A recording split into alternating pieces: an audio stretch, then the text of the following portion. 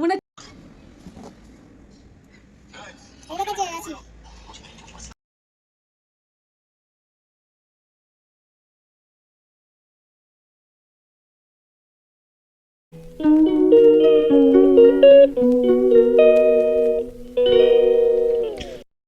Hello everyone, good morning, welcome back to my channel. কেমন আছো তোমরা? আশা করছি ভালো আছো, সুস্থ আছো।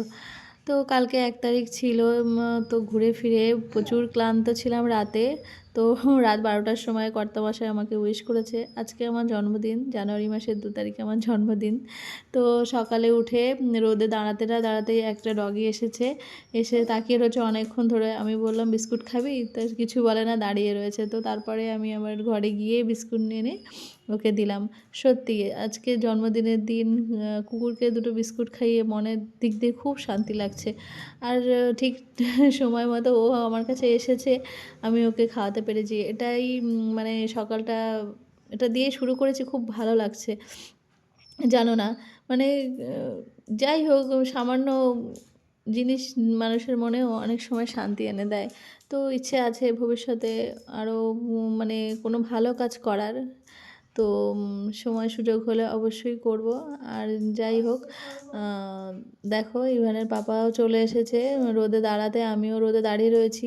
ডগিটা অনেকক্ষণ ধরে যাচ্ছিল না, তারপরে আবারও বিস্কুট এনে দেওয়া হয়েছে। আর পশু পাখি আমরা দুজনেই খুব ভালোবাসি। ইভানের পাপা একটু বেশি ভালোবাসে, কারণ ও বাড়িতে আগে অনেক ডগি ছিল। আর ডগির কথা বলেই ও আরও বেশি খুশি হয় আর কি। যাই হোক, ডগি থাকা ভালো, আর কিন্তু নোংরা করে বলে একটু সমস্যা হয়। যাই হোক, ইভানের বাড়ির দিকে উঠে গেছে, ওকে উঠিয়ে ঘর টর পরিষ্কার করে তারপরে ওকে একটা কেক দিলাম যে বাবা খাও। আর ওই যে ফুলটা দেখতে পাচ্ছ, ওটা রাত 12টার সময় আমাকে আমার কর্তামশাই উইশ করেছে। আর এদিকে এখন বসে উঠে এখন কেক খাচ্ছে আমার সোনা পাপাটা। Good morning. এখন তুমি কি করছো? এখন তুমি কেক খাবে, কেক খেয়ে নাও। কেক বেশি খাও। রান্নাঘরে এসে দেখি আমার জন্য ওটস ভিজিয়ে দিয়েছে, তারপরে এদিকে ভাজা বসিয়ে দিয়েছে, আর ওইদিকে শাক টাক কেটে রেডি করে দেন মানে অন্য কাজ করছে আর কি। যাই হোক, আমার কর্তামশাই তো পায়েসটা বসিয়ে দিয়েছে। আমি বললাম ছেলে মানুষ পায়েসটা করবে, আমি বারবার রান্নাঘরে যাচ্ছি দেখতে, তো আমাকে বকাবকি করছে। একবার আন্টি আমাকে বকাবকি করে, একবার দিদি বকাবকি করে, একবার মানে আমার যে কর্তামশাই সেও বকাবকি। তারপরে আমি হাত দেবো, খুন্তি নাড়বো আর কি। যাই হোক, কুমড়োটা এসে নেড়ে দিলাম। তো অ্যাকচুয়ালি রান্নার প্রতি আমারও শখ, তো ভাবলাম একটু দেখে দেখে যাই। পায়েসটাও একটু নেড়ে দিলাম। তো পায়েসটা বেশ চালটা সিদ্ধ হয়ে গেছে খুব সুন্দর। তা আমি বললাম যে গুড়টা দিয়ে দাও। তো বললো হ্যাঁ দেবো। দেখো পাটালি গুড় নিয়ে এসছে আমার জন্য, একদম পিওর খাঁটি গুড়। তো গুড়ের পায়েস করছে, আর এদিকে আমি ওটসটা নিয়ে বসে পড়লাম রোদের মধ্যে খেতে। আজকে ওটসটাও বানিয়ে দিয়েছে। তারপরে ভাবলাম বসে বসে কী করব, আমার তো কাজ করতে দিচ্ছে না, রান্নাঘরে ঢুকতে দিচ্ছে না। তো তাহলে আমি এখন বসে বসে বো বানাই। তো বসে বসে বো বানালাম। আর এদিকে দেখো আমাদের দিদি কি রান্না করছে, চিকেন রান্না করছে, আর বাকি সব রান্না হয়ে গেছে আর কি। তো চলো তোমরা ব্লগটা দেখতে থাকো। তার আমি এইভাবে দেখি, আমি দেখতে পাই না। আর একটু ঝাল লাগবে, ঝালটা গুঁড়ো মানে কম ছিল নাকি, জন্য নামাচ্ছিলাম। এমনি স্বাদ হয়েছে। হ্যাঁ হ্যাঁ, এমনি হয়ে যাবে, ঠিক আছে। আর না দিলেও হবে। তোমার মুখ দেখা যায় না, দেখা। এই দেখো আমাদের দিদি, দেখো কত কি রান্না করেছে। বাপরে, ভাত, পায়েস, এই দেখো পায়েস, ইলিশ মাছ, পাবদা মাছ, কাতলা, কাতলা ফ্রাই, এই দেখো কত কিছু, শাক ভাজা আর ডাল।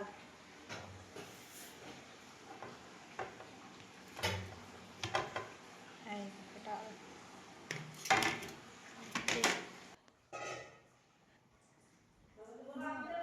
পাপড় আনবে, হয়ে যাবে। হ্যাঁ হ্যাঁ হ্যাঁ, বাবা এই যে খাচ্ছ? দেখো দিদি এত কিছু রান্না করার পর আবার এই দেখো ফুল টুল দিয়ে সাজাচ্ছে, আমাকে ওই ঘরে বসিয়ে দিচ্ছে, বলে তুমি এই ঘরের মধ্যে বসে থাকো, আর এই ক্লিপগুলো ওর বাবা নিয়েছে আর কি। আর তার সঙ্গে আমার ছেলেও আছে, মানে ফুল দিয়ে সাজাচ্ছে আর কি। আর এদিকে ফুল গাছ থেকে গোলাপগুলো নিয়ে এসছে, মানে আন্টিদের গাছের গোলাপ, তো সেই গোলাপগুলো দিয়ে পাপড়ি দিয়ে খুব সুন্দর করে সাজাচ্ছে। আর এদিকে দেখো মাটির থালায় পুরো ভাতটা কি সুন্দর করে সাজিয়েছে। তো আমি তো সত্যি সব কিছু অবাক, মানে আমার জন্য এত কিছু আয়োজন আমি মানে কল্পনাই করতে পারিনি আর কি। তো পরে ক্লিপগুলো দেখেও আমার বেশ ভালো লাগছে। আর এই দেখো চিকেন, তো সব রান্না দিদি একাই করেছে, আর তার সঙ্গে আন্টিও আছে। আর এদিকে দেখো পুরো সাজানো প্রায় কমপ্লিট, আর কিছু কিছু তরকারি বাকি আছে, সেইগুলো দিয়ে তারপরে সাজিয়ে গুছিয়ে তারপরে আমাকে ডাকবে আর কি। আমি ততক্ষণে আমাকে এখানে আসতেই দেয়নি, দেখো ছেলে আবার বেলুন ফোলাচ্ছে। তো মানে বেলুনও ফোলাবে, সবই করবে আর কি। তো দেখো কত কি আয়োজন করে খুব সুন্দর করে সাজিয়েছে আমার জন্য, দেখেছো? মানে এদিকে কি কি মাছ আছে দাঁড়া বলে দিই, এদিকে কাতলা মাছ আছে, পাবদা মাছ, মাংস, ইলিশ মাছ, ডাল, চাটনি, পায়েস, আবার পাঁপড় আবার আনতে বলেছে।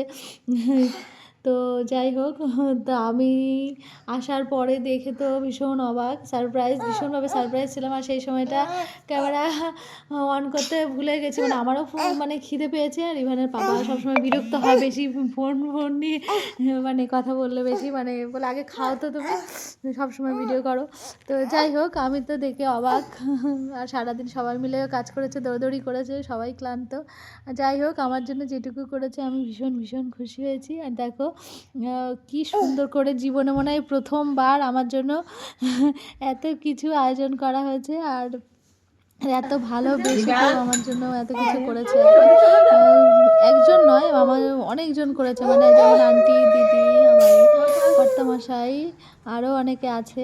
তো যাই হোক, তো সত্যি আমি এবারে জন্মদিনে আমি ভীষণ ভীষণ খুশি। মানে আমার জন্য সবাই এত ভাবে আর কি, সবাই এত ভালোবাসে আর কি। তো যাই হোক খাওয়া দাওয়া করে এই যে একটু রোদের মধ্যে এলাম চুলটা শুকাতে, ঠান্ডাও তো খুব পড়েছে। আর বিকাল বিকাল হয়ে গেছে, ইভেন একটু ঘুমাচ্ছে।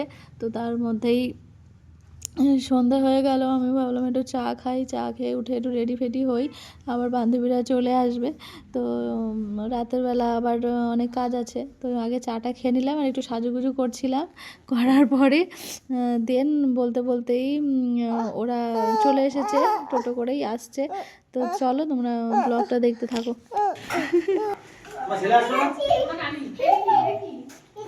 ওটা আনলে আরো আনন্দ করতো।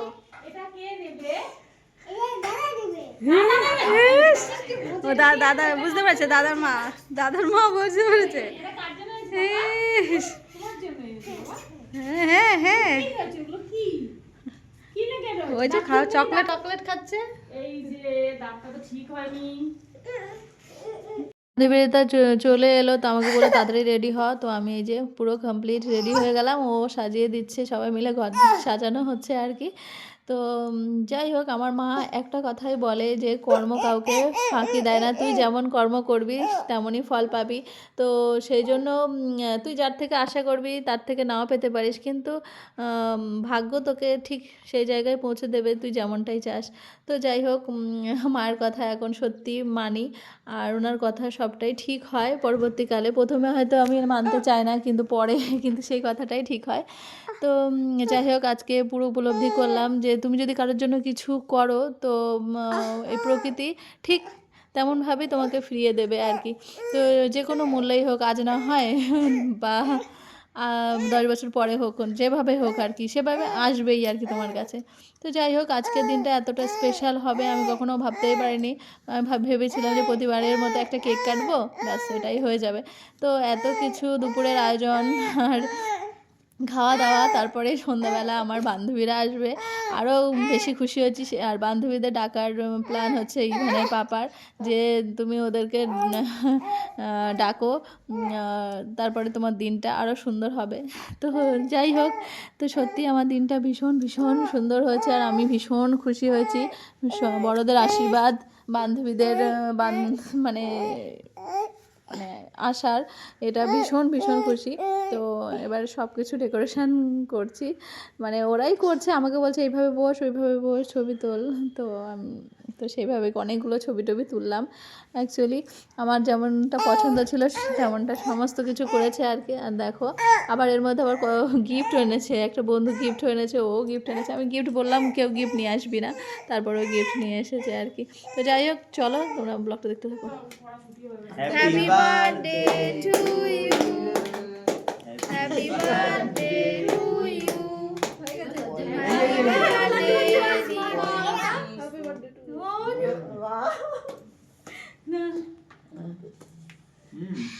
আমি খাচ্ছি।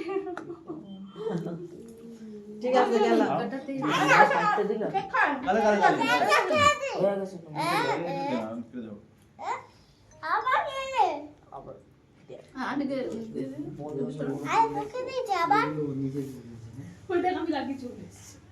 কেকের মধ্যে না না অর্ডার করা ছিল, আমি রেখেছি।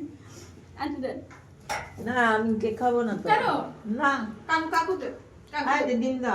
ডিম না, eggless eggless cake, eggless cake. আমি খাই। খা সবাইকে দাও। হ্যাঁ তুই ভিডিও বন্ধ করা হয়। ওরা খাচ্ছে না আমি খাচ্ছি। লাই জ্বালাম। তোটা নো যা কেক না দিয়ে আগে না না ঠিক আছে দাও। ভিডিওটা ভালোই হয়েছে। হ্যাঁ ভালো কেক ভিডিওটা হবে, ভালোই হয়েছে। উপরটা একটা পড়েছে তো শর্ট টাইপের। এটা থেকে এটা বেশি ভালো তাই না? ভালো হয়েছে। না তুই খাবি না। তো কেক টেক কাটার পরে এই যে বান্ধবীদের খেতে দিয়েছি, বেশি কিছু আয়োজন করিনি, দুপুরবেলা অত কিছু রান্না হয়েছে। তো ভাবলাম লুচি আর মাংস, লুচি মাংস মিষ্টি পায়েস ছিল, তো ব্যাস এটুকু দিয়েই হয়ে গেছে। আর শীতের রাতে গরম গরম লুচি খেতে ভালোই লাগে। তো ব্যাস ওরা খাওয়া দাওয়া করে এই যে বেরিয়ে যাচ্ছে আর কি। আর ইভানের পাপাকে বললাম একটু আগে দিয়ে আসো, কারণ রাত হয়ে গেছে, ওরা প্রায় 11টা বেজে গেছে, ওরা আবার ফিরবে। তো বেশি দূর যেতে হয়নি, কিছুটা আগে গিয়েই টোটো পেয়ে গেছে ওরা, তো আর কোনো সমস্যা হয়নি আর কি। তো ঠান্ডাও খুব পড়েছে, ঠান্ডার মধ্যে ওরা এসেছে, এটাই আমার কাছে অনেক বড় ব্যাপার। এগুলো সবাই আমার কলেজ ফ্রেন্ড আর কি। তো এই যে চলে যাচ্ছে। তো দেন আমরা ঘরে আসার পরে ঘরটা ফাঁকা ফাঁকা লাগছে, ভালো লাগছে না, মনটা ভালো লাগছে না, ওরা থাকলে বেশ ভালো লাগতো, অনেক আনন্দ করেছি। তো দেন এবার ফ্রেশ হয়ে ঘুমাতে যাবো। আর দেখো মুড়ি আর মিষ্টি রাতে এইটুকুই খেয়েছি, আর কিছুই খাইনি। তো চলো আজকের ব্লগটা এখানে এন্ড করছি। তোমরা ভালো থেকো, সুস্থ থেকো, টাটা, গুড নাইট।